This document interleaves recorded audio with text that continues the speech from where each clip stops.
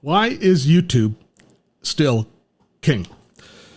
Why in the world, Steve, are you hosting a webinar Wednesday to tell us that YouTube is to double down on YouTube when there are so many really interesting options as far as social platforms go? So many interesting places for content creators to create their content and build community. I mean, TikTok is a behemoth. It's just growing in leaps and bounds and gaining relevance as we almost on a daily basis.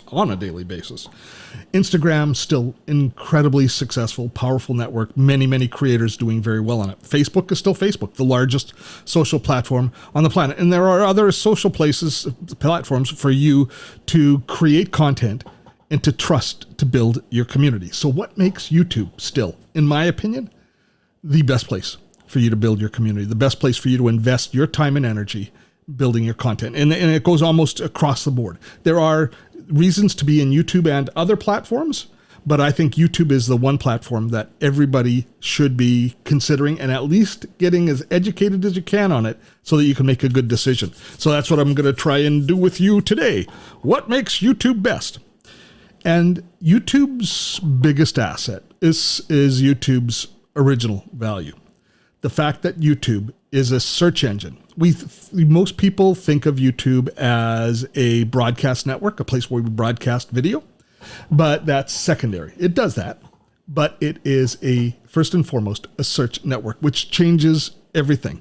The difference between feed-based content that you get in Instagram, that you get in TikTok, that you get in Facebook, where the algorithm determines what it is you are going to see based on your demographics, based on advertisers, based on your interests that you've shown, things that you've watched in the past, based on your geography, your age, based on all of those things. It determines exactly what content you see. And if you want to choose the content that you see, finding any piece of content in any other platform is a laborious process. YouTube does the same thing in one silo. When you are reaching the end of a video and they're suggesting the next video, then the algorithm kicks in and it looks at the things that you've looked at, the thing that you're watching, your age, your demographic, advertisers' preferences, etc., and what's trending, and then it offers you those as suggested videos, as it does when you just go to your YouTube homepage, and it delivers suggested videos. But more often than not, when we go to YouTube, we are not going with the waiting for YouTube to make a suggestion. We aren't going to poke around and see what's happening to be mildly entertained. No. When we go to YouTube, we are going with the spirit of intent, which means we're going to search for some content inside of YouTube, and then that content is going to be delivered for us. And that act of search and retrieval and search and satisfaction that happens on YouTube is profound. It's a very different experience than the experience that we have when we are on feed-based social platforms that are using the algorithm to deliver to us. Because when we watch the video on YouTube, it's something that we've entered with intent. How a person is watching the video, the attitude we have when we're watching a video, is very, very different if it's just served to us in the algorithm and then you're curious about what's coming, right? You're curious to see what's happening. Am I going to be entertained? Am I going to be outraged? Am I going to be edified in some way? Am I going to be disgusted? What is going to come? Because we get all of that happening. Am I going to be informed? That happens as well. But when you ask for a video in YouTube, you are looking to glean some value, some personal value from it. So you enter that video as a consumer, as a watcher, with a lot more vested in the process. Consequently, the opportunity to build relationships, to build trust, that magical thing that we're all seeking in the online space is to build trust with our community. The opportunity to do that because we are then giving you what you've asked for in the video. I've asked to see this video from Steve on this topic. That factor allows us to then just accelerate the relationship building process. We cannot underestimate the value of intent. It's for the consumer, it's not a lazy approach. You'll just go into Facebook to waste time. You'll just go into Instagram to waste time, to see what's happening. TikTok, oh man, do we ever go in to waste time? We typically aren't going in with a goal in mind. When you go to YouTube, you're going with a goal in mind. And the reach that YouTube brings to the table is phenomenal. So before we move on and talk about the numbers, which is, I think, very relevant because all of these networks have just massive, massive reach. The other kind of factor that I put in as far as kind of first level stuff that creates value in YouTube is when you create content in the other platforms, you're typically creating trending content which is going to have a very short shelf life because the algorithm moves on to something else. Doesn't it bother you when you're on a social feed and you see a post come through and that post is 4 or 5 days old? It's not relevant anymore. This just happened to me recently. I'm scrolling through Facebook and I'm looking at, because I'm interested in hockey. They just had the free agency just opened up in the NHL. So I'm really interested in what different teams get different players. But now we're 7 or 8 days after that I'm recording this video. And now when I go to Facebook, all of those posts that talk about the Canucks signing this player or the Oilers losing this player or this player signing with this team is because it's happened 4 days ago and it's not trending. It's not current. It doesn't age well. It doesn't really age all that well. And when I see something that kind of outrages me or inflames me in any way or excites me, the first thing that I have to do when I'm in a TikTok or when I'm in a Facebook is say, is this something current that's happening now? Or did this happen 2-3 months ago and I've forgotten about it? Or did it happen again? Whereas we don't have those issues when we create content for YouTube. Why? Primarily when we're creating our main content for YouTube, we're creating evergreen content that should stand the test of a reasonable amount of time. So our investment in the actual creation of that content can end up paying dividends over a longer period.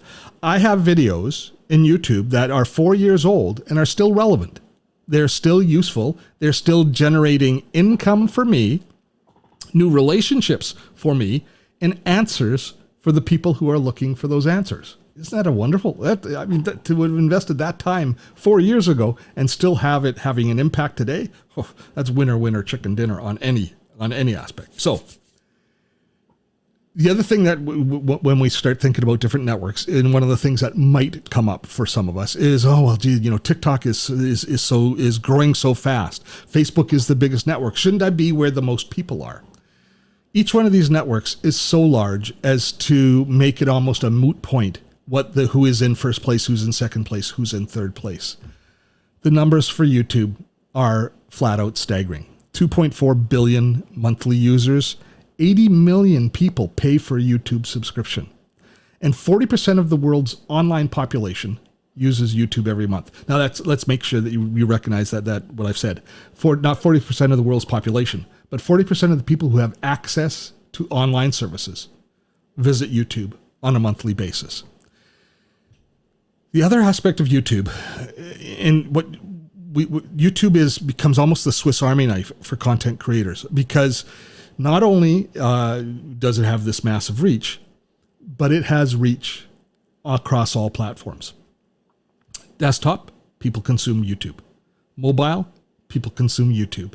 Smart TVs, people consume YouTube. None of the other social platforms have that mix of everything basically having the equitability of delivery, allowing people to view YouTube in a useful form on all of those different platforms. So its reach is profound. Is it the best reach in the world? Maybe not. But if you have the potential of reaching 2.5 billion people on a monthly basis, exactly how many people do you need to be successful? As far as we're concerned, in the English-speaking world that most of us live in, YouTube reaches everybody of significance that we want to reach. It reaches them all, and it reaches people that some of the other platforms don't, because a lot of people won't participate in Twitter or LinkedIn or Twitter or Facebook. They've got political issues. People tend to have less issues with YouTube. Not that there are no issues, but they have less issues with YouTube. Next thing is, in YouTube, you're getting the right people. Now, who are the right people? I'm biased. For us, so many of us that are here on Webinar Wednesday, we're boomers and we're Gen Xers. Well, 15% of YouTubers are baby boomers.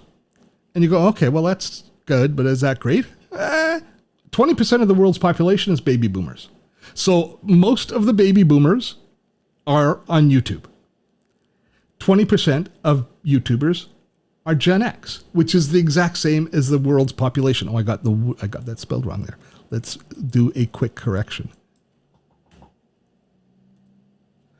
20% of the world's population are Gen X. So it follows the world's demographics. So basically everybody uses YouTube or within shooting distance of everybody. So we're getting the right people. And for so many of us, we're aiming for that baby boomer Gen X market. They're there. They're using YouTube and they're comfortable on YouTube. If you decide to create content on YouTube, and we'll talk about the types of content in a few moments, but if you decide to create content on YouTube and you're going to build your business around it, YouTube can serve us as a discovery engine, which I've talked about a lot in the past, how wonderful YouTube is for people to find you because of the they ask, you answer metaphor, which we can put in place, where people ask questions, the fact that they can search for them, the fact that you can put up your videos with answers, specifically with answers to people's questions, and that gives you an opportunity to build a relationship with people. But beyond the growth opportunities for growing your network and growing your presence and growing your platform, there are also really solid income opportunities on YouTube. YouTube is a platform that you can generate real income from, and you can generate real income without having products per se. If you're going to make money on Instagram, you have to have something you can sell for the most part. Pretty much. You can do affiliate income on it, but you've got to really have something you can sell. For some markets, you need to, TikTok is the same. TikTok's creator revenue doesn't extend to all nations. So if you're in the United States, TikTok's great. You can generate income from views, but elsewhere in the world, you can't. So, or in some other markets, you can't. Whereas YouTube is incredibly democratic as far as who can earn money and how you earn money from it. It all starts with AdSense income. Over $30 billion a year are spent on ads on YouTube. And that money is divvied up between YouTube and the creators. Now, we only get 45% of that, but still 45% of 30 billion is still what, $14 billion or so. So that is a lot of income that can come our way through advertising. YouTube is a terrific platform for generating affiliate income. On Foundational Friday coming up this week, I'm going to be talking about the affiliate affiliate income opportunities, and we'll be talking about YouTube and video as one of the main opportunities that affiliate income delivers, where we can garner affiliate income. And there are many, many creators who make a really good income with zero inventory, without ever having their own product, just through affiliate revenue. And YouTube is the main generator of income for them. Then there's subscriptions and memberships that you can build with your serial content, and you can do individual deals with businesses and companies for sponsorship and placement. And as you grow, those opportunities become more and more profound. So those are the main kind of the low-hanging fruit areas that you can generate income. And you don't have to be on YouTube just to generate income. It can be a growth. It can be a discovery engine as well, which it's incredibly powerful at. But the opportunity to be able to generate direct revenue from YouTube is another one of the reasons that it's such a worthwhile investment. More than any other platform, YouTube offers tremendous flexibility as far as the types of content that we deliver. This is so important. Because when we marry the ability to create different content types to the search nature of YouTube, the fact that we can be discovered on YouTube in any of these different content types and deliver any of these different content types, that's a powerful equation. Those two things work together quite nicely. The history of YouTube is long-form video, the types of tutorial videos that I've created and that I built my business on. How-to videos, tutorial videos, entertainment videos, all of those different types of videos, gaming videos, all of that falls into the long-form video.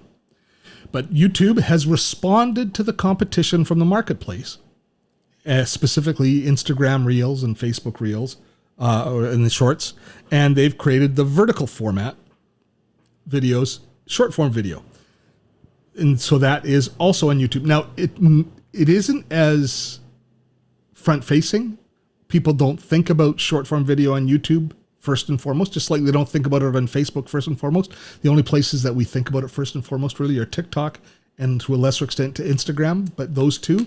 But we do have the wherewithal to be able to deliver short form video. And when we create short form videos, typically speaking, we're going to be creating short form video to support our long form video. Revenue comes from the long form video, the long form videos with affiliate opportunities, with advertising opportunities, that kind of stuff. Most of us, when we create short videos on YouTube, are going to be creating videos that are in service of our hero content, which is our long form videos. So, our long form videos specifically. So when we create these short form videos, we can then repurpose those videos, and you can take those same videos and you can publish them on TikTok, publish them on Facebook, publish them on Instagram, because you don't have to really worry anymore about crossover. We used to be concerned about not oversaturating the marketplace, but people tend to consume videos on just their own platforms. So it gives you the opportunity to reach people on those platforms and pull them over to your long form content on YouTube. So you've got nice flexibility there. The other thing YouTube brings, which is so very valuable, is live streaming. And it does a really good job on live streaming. And it doesn't charge us any premiums, and it doesn't charge us any extras, and it doesn't charge us to reach our audience. Here's something that absolutely drives me freaking nuts about, say, Facebook and Meta, is if you do a live stream on Facebook, they basically want you to pay to reach your audience in order for them to share it amongst your audience. YouTube doesn't ask you to pay to promote your video on YouTube. You can if you choose to, but they don't make it the cost of doing business with them. They want you to generate great content. They want you to deliver great content, that you properly articulate what it is so that they can then deliver that content as in search to people who are interested in that content. So they can serve that part of the contract. You serve the part of delivering the content, and it's a good relationship. It's a fair and equitable relationship. They aren't sitting there asking us to pay. And that's something that drives me crazy on Instagram and Facebook, is anytime I want to do anything, is their hand is out. They expect me to pay the bill. Right? So that's, get off my soapbox here.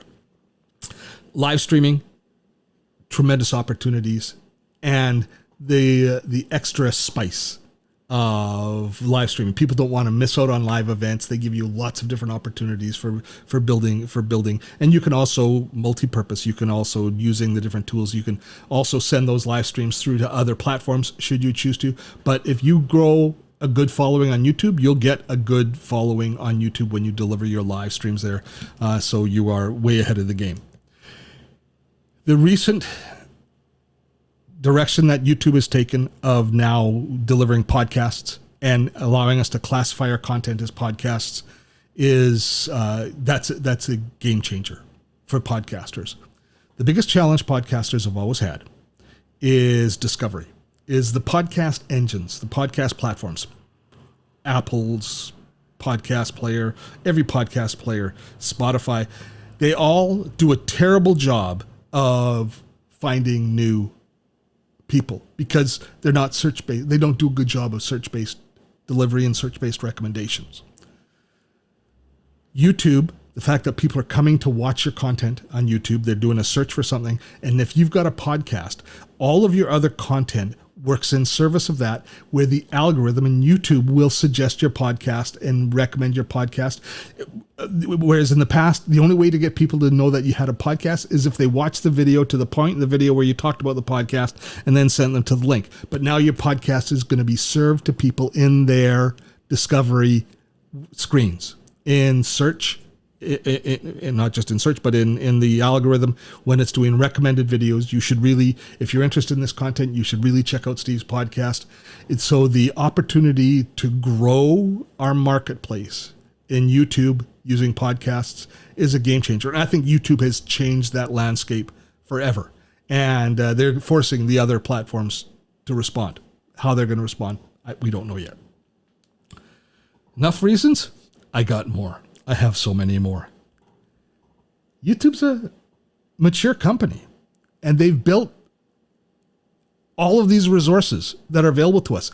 We know how to successfully build and grow a YouTube channel. We'll be talking about the steps of starting the YouTube Essentials in just a few moments here. But there are many courses, there are many videos, there are many tutorials. There's a proven pathway to success on YouTube, which we can follow and is approachable based on your skill and the value of your content and your experience and how good a communicator and how good a community builder you can be, not based on the budget you have to advertise.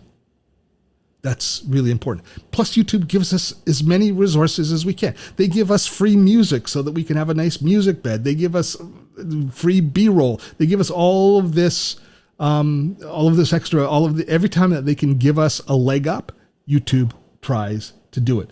So the YouTube, a mature social platform, has been around. How long has it been around? Close to 20 years now, I guess. I should look that up. I should know that. I put down trust. And this is how YouTube treats its partners. And this is not to say that some people do not have an issue with YouTube. Some people have damaged their relationship with YouTube or had their YouTube their YouTube relationship damaged. But the fear factor for YouTube content creators versus the fear factor for trusting our partners, for those of us that create content for Facebook or Instagram or TikTok, there is far more trust built in the YouTube platform. They've very clearly defined what their guidelines are. And for the most part, if you stay within the guidelines, the YouTube guidelines, you are fairly safe. You're not 100% safe anytime you're building your content on somebody else's platform. But YouTube has proven to be a reasonable partner over the years. Facebook's a terrible partner. Instagram's a terrible partner. TikTok, I don't know. I haven't dealt with them, but from what I hear, they don't seem to be a great partner. I mostly trust YouTube, and I'm happy to invest more in my YouTube relationship. And so they've built a terrific level of trust. So they treat their partners, their creators, as true partners. Meta treats us creators as customers. Big difference. YouTube has community, and YouTube tries to create a good community environment. But to be fair, this is an area that YouTube comes up second to both Instagram and especially Facebook, and even LinkedIn, I would say, is the community tab inside of YouTube is still a work in progress. But we do have the ability to build relationships. I built almost all of my relationships initially through YouTube comments and through YouTube's community tabs. So YouTube as a community platform is good. It's not great, but it's good. Can't have everything. YouTube has tremendous history. Not only do they have this incredible volume of content that you can resource at any time. You can find my very first video that I created on YouTube if you look for it, and it was done decades ago. So they've got all of this history that they have available to us, but also because they've been around for so long, they become a habit. They become part of the infrastructure. They become part of the fabric of our society. YouTube very much is a part of it, and so YouTube has all of that going for it. And I believe YouTube's future is very bright. We've talked about podcasting. They are making a tremendous effort to replace cable television. A lot of people are buying YouTube, and especially in the States. You buy a YouTube subscription, and it's replacing the pieces of your cable subscription that need to be replaced in order for you to cut that cord, for you to cut the cable. And so you kind of got to ask, what's next for YouTube? How they continuously are evolving, adding extra features, not always hitting a home run, but they're constantly evolving the platform to keep up with the times and to solidify their position. And when we look at the challenges that, say, Google is experiencing, their parent company is experiencing with search based on the evolution of AI, I think it's important to recognize that YouTube is stable as far as Alphabet is concerned. It's a stable player that generates positive income, and as their search business is going to be reinvented through AI, YouTube is a place that I think that they are going to really prop up, because it's going to be important to them moving ahead, because it's the stable part of their business. It's not in flux. And finally, it's the home for heroes. If you're going to create hero content, if you're going to go through the effort to create some really good content, I think most people now can recognize that they can create good video. Video isn't as nearly as intimidating a content to produce as it once was. We have lots of options of different ways to produce valuable video that protect us from our insecurities. So if you're going to spend the energy to create something, video is the place to do it, because video is the heart. Video is the one thing that everything else can kind of go off of. We can have transcripts, we can create shorts, we can create different package content, we can create social posts, we can repurpose and repackage a hero video in so many different ways, and it can go through the whole, through all of the interwebs, the content. But that home is the YouTube video. So if we create good quality content on YouTube, then the world's our oyster as far as exactly what we can create, or as far as how we can grow and how we can build our business. So I started this off today saying YouTube is still king. Search, still, nobody else can compare. The value of intentional views. When people come to watch our videos, the value of them coming there creates tremendous opportunity for us to build relationships. YouTube is massive, reaches everywhere, and it reaches the right people for us. If we want to grow, we can grow in multiple directions. We can grow in just building our platform, but we can also grow and actually generate income from it. We can create any type of video content that we want, and it will do a good job of promoting that. It will do a better job than any other platform of helping us find the right people, getting our content in front of the right people. It's a mature platform. It's quite trustworthy. It has community, which it's growing. We've all got a history with it, part of the trust. And I think its future is really bright. So those are the reasons that I think YouTube is still king. What do you think?